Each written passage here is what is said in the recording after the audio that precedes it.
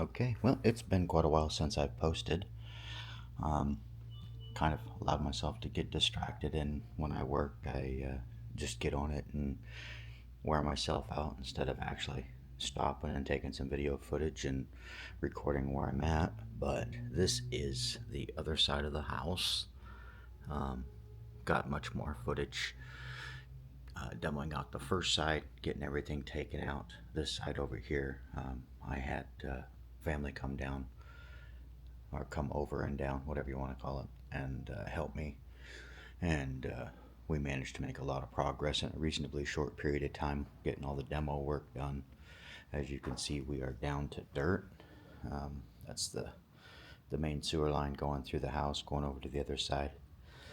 It's going to require a little bit of digging to get it cleaned out underneath. It's got a kind of a bit of a hump there that I think needs to come out.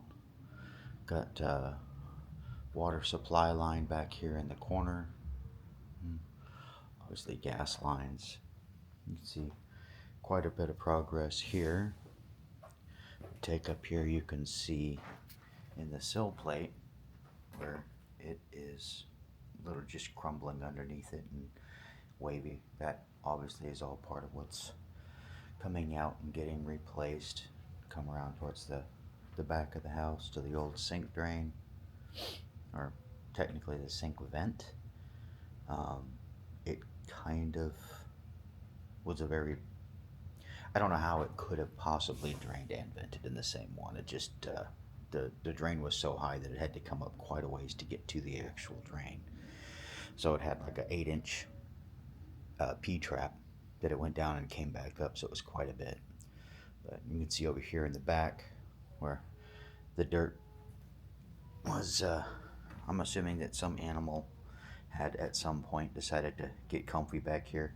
This has all been raked and cleaned up. It was not this clean to begin with, but we got new concrete footing poured, shimmed with all ground treated lumber, even the stuff that's been cut to actually fill in the spacing that's needed is all ground treated. Got all moisture barrier, purchased a roll of that, did that. New 6-inch prime ground treated 4x6s, 2x8s for floor joists, center span beam, main structural beam is being taken out. I'm in that process right now, taking the rest of that main structural beam that's underneath there, pulling it out from underneath the joists, and then putting a new one in. The old ones were definitely decayed beyond being able to reuse them. Today's project actually is this chimney that goes all the way up to the roof. It does not go through the roof, it just goes up to the roof. I've taken out some of the ceiling so that when that brick comes out, it actually falls down to the floor instead of onto the ceiling. The ceiling is in some definite need of repair. When I get up there, I'll try to shine some light up and get a chance to see the burn in the attic area. I'm not 100% sure it's actually a bad thing. I know that protects from mold and mildew and bugs and stuff like that. So as long as the primary part of the timber is still structurally sound and it'll support the weight of the roof, there's no reason to mess with that. It actually will last longer if it's got a slight burn to it. I know some cultures actually burn all their wood before they build their houses just to get a light coating of char on the outside. You see here the 2x8s. Most of them stick out, so we have a nice tail on this side that I can put a support beam under and a jack to raise it up to support it so that I can pull the old sistered beams, which you can see here if I stay out of my own way with the light.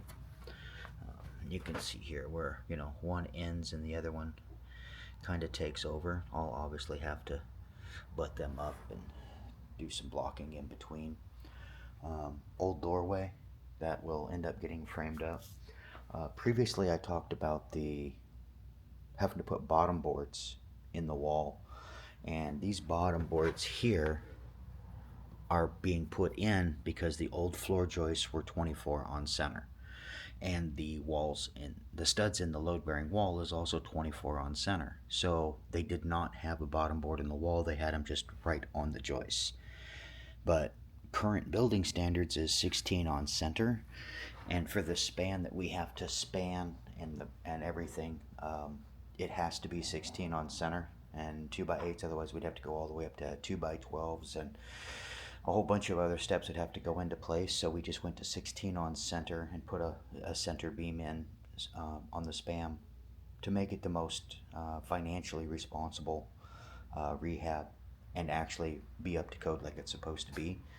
But in order to do that, we had to cut 3 inches off of the bottom of the wall and then put these 2x4s double thick on the bottom.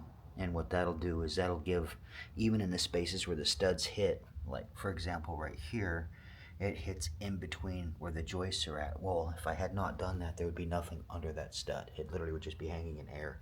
So now it can kind of disperse the weight out and support all of the studs in the load-bearing wall. Just, little things that you have to stop and think of as you're on the way. The first floor joists that were put in on the other side were all cut so that they weren't excessive in length or anything like that, but it does make it so that now, by not having much of a tail, I am going to have to actually go up and under and on the other side with a jack and a beam, and it will make it more challenging to jack that beam up, or to jack the joist up off the beam so I can replace that beam, because I do have to replace it. It's definitely rotted out. Also, it's load bearing, and the piers that are under it are significantly more than 4 feet apart, more than 6 feet apart. Like, in order to do the 4x6, I have to have them 4 feet on center for the load bearing piers. So there's a couple of spots here where you can see the old brick piers are still there under the old timbers. But the new ones we're doing, they're all concrete with ground treated shims, moisture barriers, leveled. Trying to do everything as correctly and as cleanly as possible with the vapor barrier on the other side, and then of course the vapor barrier will come onto this side as well.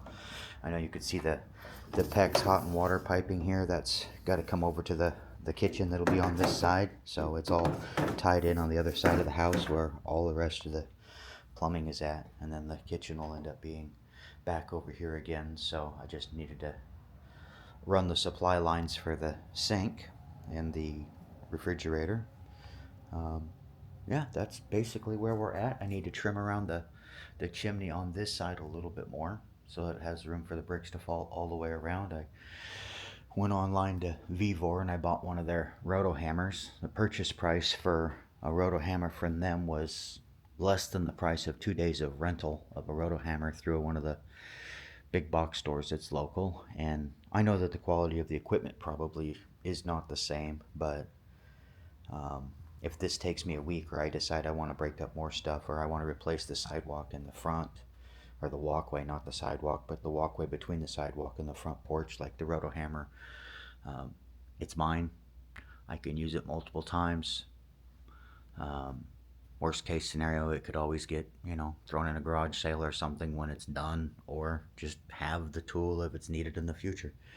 So we're slowly getting there. It's not as fast as I would hope, but try to work within the time off that we had. I did 74 hours at my job this week, so it's not a whole lot of free time to play and get stuff done, but we're getting there a little at a time. Just hang on and we'll get it done.